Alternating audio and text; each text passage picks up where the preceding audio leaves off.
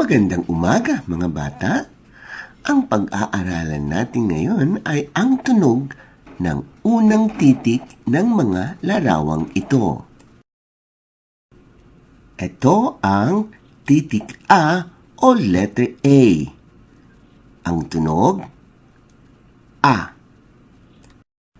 Ito ang titik E o letter E.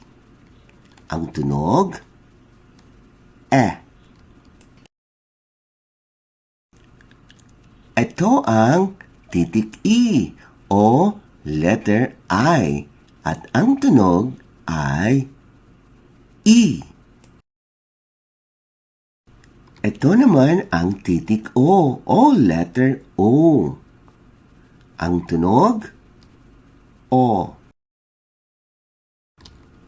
Ito naman ang titik U o letter U.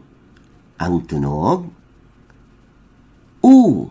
This project is a collaborative effort of I Volunteer for Filipino Children and the Children Development Teachers and Workers of Sinai.